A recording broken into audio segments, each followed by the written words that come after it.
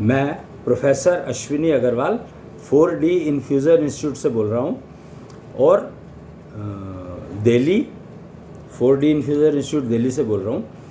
और कुछ हम लोग निश्चलिज्म पर बात करते हैं। निश्चलिज्म को पुनर्स्थापना का अब चल रहा है कलयुग, गोल्डन पीरियड ऑफ कलयुग शुरू हो चुका है। 11 नवंबर 2011 से रात को 11 बजे कृष्ण को इंद्र गद्दी पर बिठा करके कृष्णेंद्र डिक्लेयर किया गया था। उनका नया रूप जो कृष्णांश का एक रूप है। अब कृष्ण थे जब तक वो पूर्ण अवतार थे, और जब कृष्णेंद्र बने हैं तो वो कृष्णांश के रूप है। देखो फ़र्क, मैंने पहले पिछले वीडियो में हमने बताया, फ़र्क समझा था कि रूप क्या होता है, अंश क्या होता है और क्या अवतार क्या होता है। तो कृष्ण पूर्ण अवतार आए थे, लेकिन जब कृष्णेंद्र बने तो वो कृष्णांश का रूप थे। यानी पहले अवतार जो थे कृष्ण थे वो मर्ज हुए कृष्णांश में, और फिर कृष्णांश ही कृष्णेंद्र बन करके इंद्र गद्दी पर बैठ गए। इंद्र गद्दी जो होती है वो उसका काम है गैलेक्सी को मेंटेन करना, गैलेक्सी को मेंटेन करना। तो यहाँ पर महाविष्णु जो हैं उनकी बात हो रही है, उनमें मर्ज हुए थे। ये सारे जो फाइनली मर्ज होते हैं ये महाविष्णु में मर्ज हो जाते हैं। अवतार जो हैं महाविष्णु में मर्ज हो जाते हैं। ब्रह्मा विष्णु महेश ये भी महाविष्णु में मर्ज हो जाते हैं। और फिर ये डिसाइड करते हैं, महाविष्णु डिसाइड करते हैं कि अब क्या ज़रूरत है, आगे आने वाले समय में क्या ज़रूरत है, तो उसके हिसाब से तैयारी करते हैं। जैसे अभी जो है 99th महायुग की समाप्ति हो रही है। आजकल हम जो रह रहे हैं तो 99th महायुग है ये जो चल रहा है, और इसके बाद 100वां महायुग आएगा। कल जो सतयुग शुरू होगा, नया सतयुग शुरू होगा जिसकी तैयारी चल रही है गोल्डन पीरियड में, तो वो 100वां महायुग होगा। अब यहाँ पर एक समझने वाली बात यहाँ पर ये है कि जब 9वां महायुग समाप्त हुआ था और 10वां महायुग आना था, तकरीबन ऐसे ही कुछ का 9वें महायुग का कलयुग शुरू हुआ था, उसका गोल्डन पीरियड शुरू हुआ, और सतयुग आना था। तो सतयुग के लिए उसकी तैयारी हो रही थी गोल्डन पीरियड में। पर अब दिक्कत क्या आई, अगर आप आईटी को थोड़ा सा समझते हैं तो एक बहुत बड़ी समस्या आई थी Y2K 1996 में। ये प्रॉब्लम डिक्लेयर हुई थी 1996 के एंड में, जब गणेश जी की मूर्ति ने दूध पिया था 1996 के शायद अगस्त का समय रहा होगा वो, और अगस्त या सितंबर, जो मुझे नहीं मालूम, वो देख सकते हो आपने इंटरनेट के ऊपर मिल जाएगा।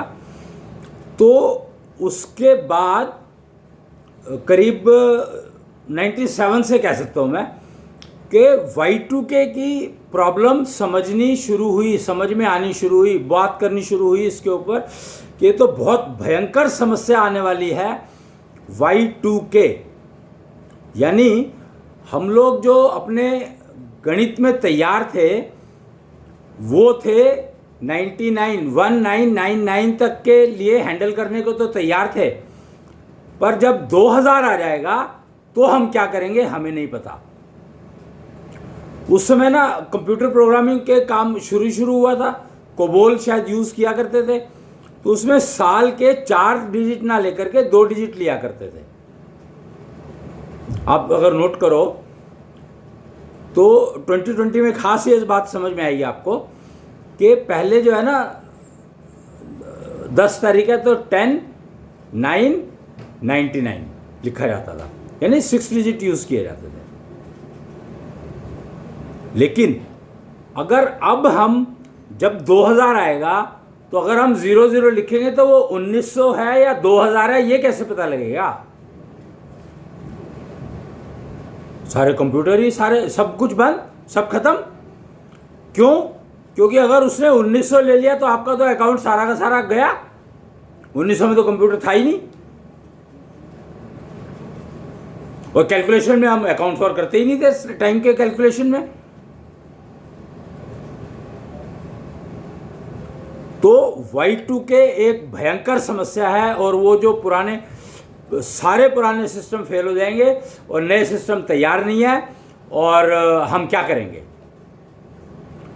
और क्योंकि कंप्यूटराइजेशन उस समय में बाहर कम था, एशिया में कम था, उधर ज़्यादा था, वेस्ट में ज़्यादा था, तो बहुत भयंकर समस्या है। तो वेस्ट तो सारा बंद हो जाएगा, वेस्ट बंद हो गया तो दुनिया चलनी बंद हो जाएगी। वेस्ट के ऊपर बहुत कुछ डिपेंडेंट था, इनफैक्ट तकरीबन सारा कुछ ही वेस्ट के ऊपर डिपेंडेंट था। अब कृष्णांश भगवान आ चुके हैं, ये गणेश ने बता दिया, पर समझ थोड़ी आया किसी को। किसी को समझ आया क्या? किसी को समझ नहीं आया। इनफैक्ट कृष्णांश नाम के भगवान जी भी होते हैं, ये पता ही नहीं था किसी को। और Y2K बहुत भयंकर समस्या के रूप में निकल कर आया, और वो था पैराडाइम शिफ्ट का टाइम। यानी नेचुरली कृष्णांश भगवान आया तो कुछ ना कुछ तो हंगामे होंगे ही ना। तो और कृष्णांश भगवान महाविष्णु खुद थे, तो और महाविष्णु खुद आएंगे तो या तो किसी रूप में आएंगे, और रूप उन्होंने योग लिया। उस समय में जब मोहिनी अवतार लिया था उन्होंने, तो उन्होंने लक्ष्मी का रूप लिया था। मोहिनी जो है लक्ष्मी को देखकर, उन्होंने जो विष्णु ने मोहिनी रूप लिया था वो लक्ष्मी को देख करके लिया था। ये बात समझ ले आप। और लक्ष्मी को आप विष्णु का अंश कह सकते हैं।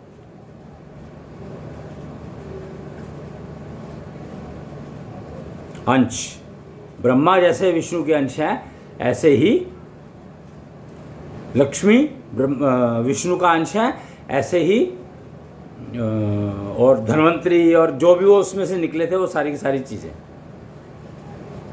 समुद्र मंथन के समय में। और कच्छप अवतार तो था ही विष्णु का, वो तो विष्णु का एक रूप था। कच्छप अवतार विष्णु का एक रूप था, और मछली जो मत्स्य अवतार था वो भी एक विष्णु का रूप था। रूप से मेरा मतलब अवतार था एक्चुअली, पर वो पैदा नहीं हुए थे। ये जो मत्स्य अवतार पैदा नहीं हुआ था और कच्छप अवतार पैदा नहीं हुआ था। विष्णु ने अपने उसको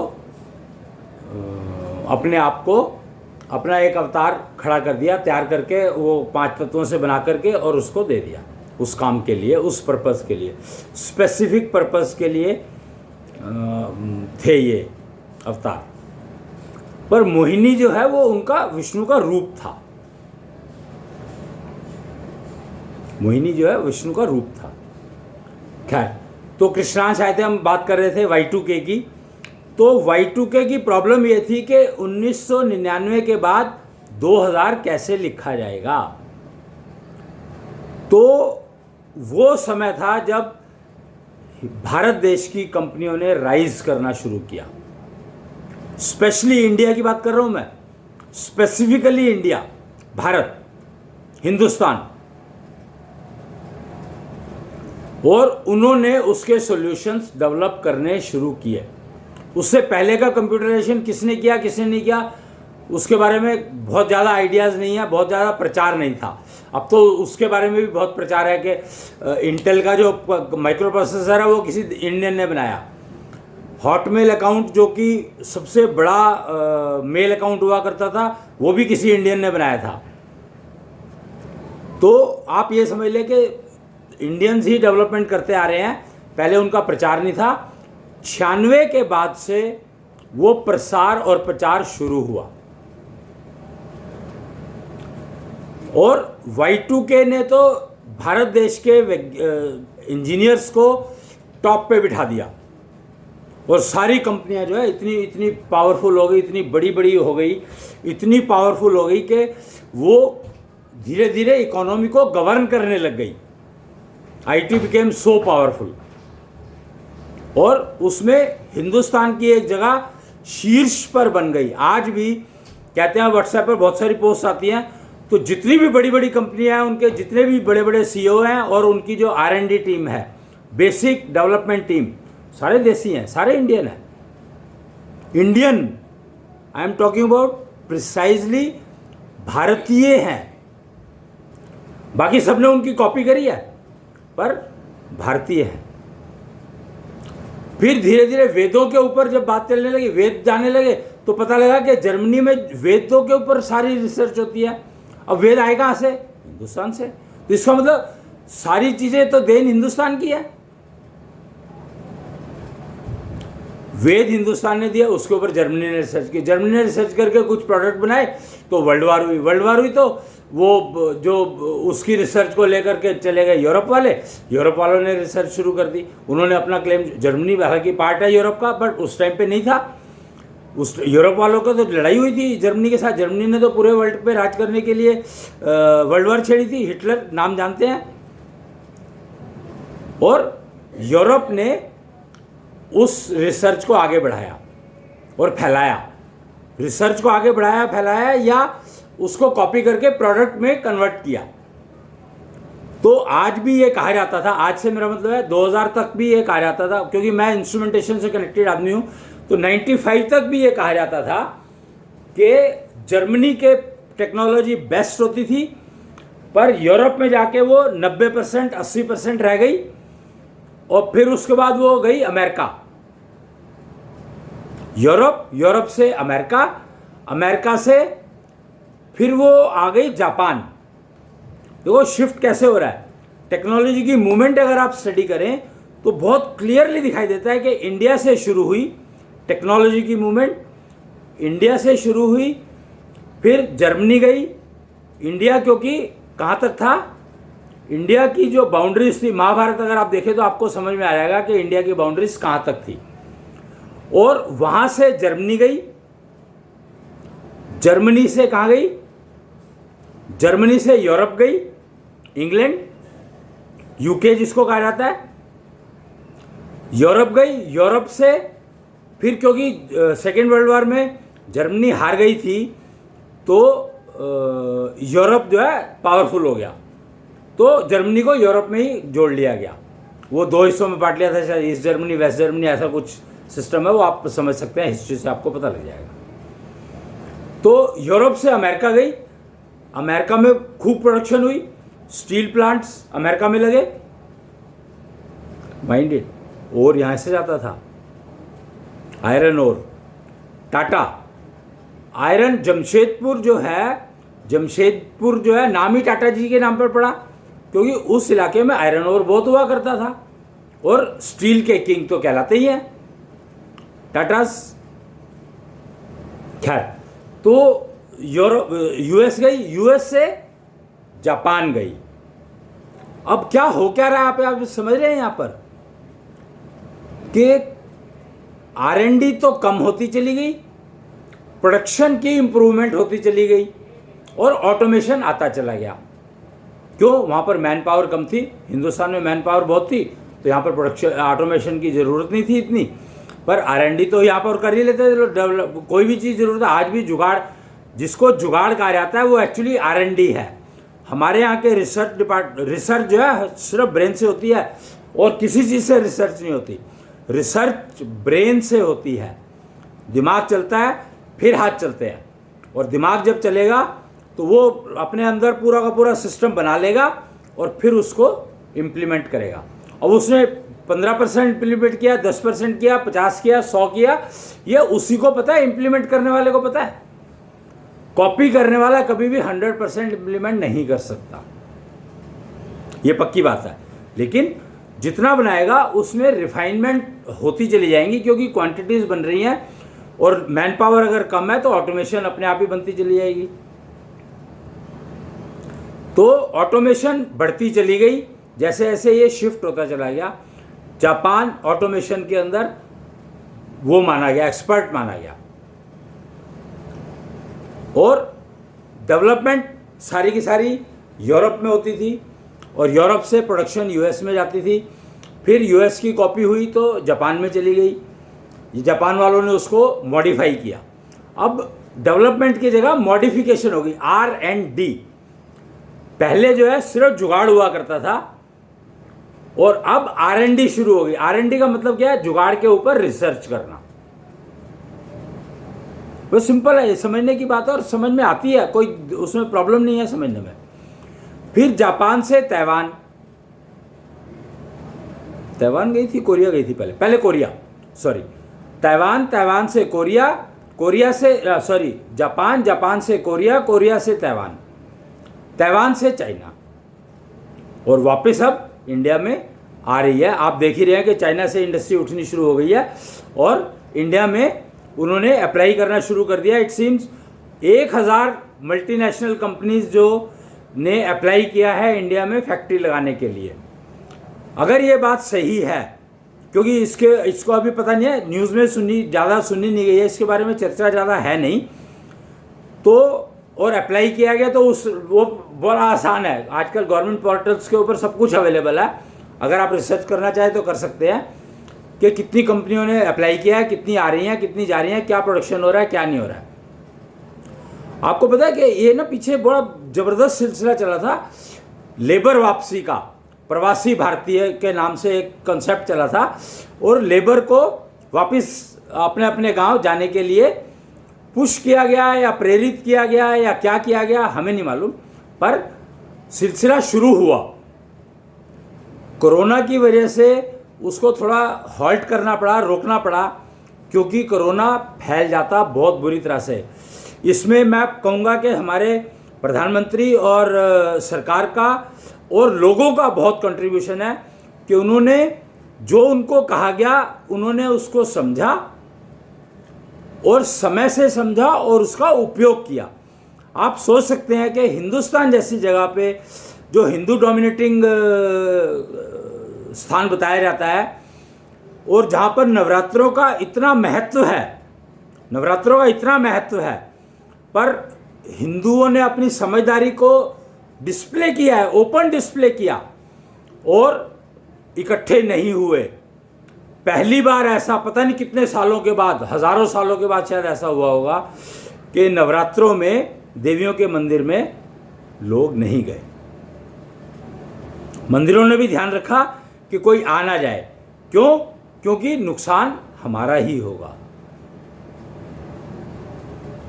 हम मनुष्य हैं, देवी देवताओं को कोई नुकसान नहीं होगा, पर हम मनुष्य हैं तो हमें नुकसान होगा और हम दूसरों को भी नुकसान पहुंचाएंगे। तो हिंदू कम्युनिटी ने खासकर, और बाकियों ने भी अपनाया ही होगा, आई एम श्योर सब जगह पर ये होगा, क्योंकि सुनने में सब आता है कि मास्क सब लगा रहे हैं, और मास्क अगर लगा रहे हो आप तो इसका मतलब है कि आपको कुछ चीज़ें तो समझ में डेफिनेटली आ गई, सारी आई या नहीं आई वो मैं नहीं कह सकता, वो आप बाजार में जाके समझ सकते हैं। तो इम्पॉर्टेंट क्या है कि प्रवासी भारतीय की मैं बात कर रहा था, तो प्रवासी भारतीय अपने अपने स्टेट्स पर अपने अपने घरों में चले गए। और अभी पीछे यूपी से एक स्टेटमेंट आई थी कि करीब 1.5 लाख पता नहीं 1.5 करोड़ लोगों को, 1.5 करोड़ तो नहीं हो सकता, पर काफ़ी अच्छी क्वांटिटी थी कि वो उनकी स्किल्स को मैप करके और इंडस्ट्री को कहा कि आपको मैन पावर यहाँ से लेनी है, और CII जैसी ऑर्गेनाइजेशंस ने एग्रीमेंट साइन किया और मैन पावर अब वहाँ की लोकल मैन पावर यूज़ हो रही है। उससे फ़ायदे कितने हुए? एक तो फालतू का खर्चा बच गया, ट्रैवल की कॉस्ट बच गई, दूसरा बीमारियाँ फैलाने का और फैलने का चक्कर बहुत कम हो गया, तीसरा अपने स्टेट की डेवलपमेंट विकास हो गया, चौथा अपने घर में रहने को मिला। मतलब फ़ायदे की गिनती नहीं है। कितना फ़ायदा होगा अगर मेरे को घर में बैठे बैठे अगर मेरे को रोज़गार मिल जाता है। ये सेल्फ एम्प्लॉयमेंट की स्कीम जो मोदी जी ने स्किल डेवलपमेंट सेंटर के उस पर शुरू की थी, इतनी बढ़िया चल रही है और इतनी अच्छी चल रही है। सुना है कि 7 करोड़ लोगों को पिछले, ये साल भर पहले की बात है शायद, या मेरे को पता नहीं है, मतलब सुना था मैंने, सोशल मीडिया पे न्यूज़ आती रहती है और ये पता लग सकता है, कोई बड़ी बात नहीं है। तो 7 करोड़ सेल्फ एम्प्लॉयमेंट जनरेशन हुई है। लोगों ने लोन लेकर के और अपने अपने काम, छोटे छोटे लघु उद्योग शुरू किए हैं। किसी ने 10,000 से, किसी ने 50,000 से, किसी ने 2 लाख से, किसी ने 5 लाख से। और सब्सिडी, इंटरेस्ट लोन जो है इंटरेस्ट के साथ दिया है, पर इंटरेस्ट पे सब्सिडी दी गवर्नमेंट ने, और फिर ये कह दिया कि अगर आप रेगुलर पे करेंगे तो आपको हो सकता है कि लास्ट की किस्तें ना देनी पड़े और बड़ा लोन मिल सकता है अगर आप अपने काम को बढ़ाना चाहें। तो इतनी सारी स्कीम्स शुरू हुई और 20 लाख करोड़ का पैकेज ऑफर किया। मतलब गवर्नमेंट ने सेल्फ एम्प्लॉयमेंट के ऊपर बहुत ज़्यादा जोर था, और सेल्फ एम्प्लॉयमेंट का मतलब ही है देश की तरक्की, देश की बैकबोन। बैकबोन जो है स्मॉल स्केल इंडस्ट्री को कहा गया, एमएसएमई को बैकबोन कहा जाता है, पर उसमें स्मॉल स्केल इंडस्ट्री जो है वो सबसे वो पावर देती है बैकबोन को। स्मॉल स्केल इंडस्ट्री जुगाड़ू होती है, और जुगाड़ जो है वो आगे R&D को फीड करता है, फिर रिसर्च एंड डेवलपमेंट वाले उसको मॉडिफाई करके और पब्लिक के यूजफुल बनाते हैं। जुगाड़ ही जड़ है, उसका नाम जुगाड़ क्यों दिया गया? क्योंकि वो जड़ है, उसके ऊपर ही फल लगाए जाते हैं। वो पेड़ बनता है और फिर उसके ऊपर फल लगाए जाते हैं, फल लगते हैं, लगाए जाते हैं, लगते हैं, और उन फलों को फिर पब्लिक खाती है, इस्तेमाल करती है। तो जुगाड़ बहुत ज़रूरी है, और जुगाड़ अगर हम महाभारत वाला भारत देखें तो जुगाड़ यहीं पर ही होता है, और कहीं जुगाड़ होता नहीं है। धीरे धीरे वो कम होते होते हिंदुस्तान में ज़्यादा रह गया, पर अभी भी जो कंट्रीज़ हिंदुस्तान से कट के बनी है वहाँ पर आपको फिर भी जुगाड़ मिल जाएंगे। क्यों? क्योंकि वहाँ पे रेफरेंसेस ऐसे सेट हैं ऑलरेडी। मंदिर तो बहुत पुराने हैं, लाखों हज़ारों सालों के पुराने मंदिर हैं बने हुए, हज़ारों सालों के, और वो कैसे कैसे डिज़ाइन है, कैसे कैसे वो कितने बढ़िया बने हुए हैं, उनसे देख देख के जुगाड़ बनते हैं। वो मंदिर में वो कैसे बनाया होगा, दिमाग चलता है, दिमाग में फिर वो कैसे बनाया होगा, उसको फैब्रिकेट करने के लिए कलम कैसी चाहिए, पेंसिल कैसी चाहिए, रंग कैसे चाहिए, वगैरह वगैरह, वो फिर ढूंढे और निकाले उनको और उनको बनाया। तो ये रेफरेंसेस महाभारत के काल के भारत देश को अगर देखेंगे, महाभारत, तो वो आपको समझ में आ जाएगा। उस एरिया में ही आपको जुगाड़ मिलेंगे, उसके अलावा जुगाड़ मिलेंगे नहीं, ये पक्की बात है। तो आज इतना ही, क्योंकि आज समय समाप्त हो रहा है, और मैं इसके बाद नेक्स्ट उसमें कुछ बात करूँगा। और ये आपको अश्विनी कुच्छल @youtube.com पर चैनल पर वीडियो मिल जाएंगे, और 4dinfuser institute.in पर भी आपको वेबसाइट पर भी आपको ये वीडियो मिल सकते हैं।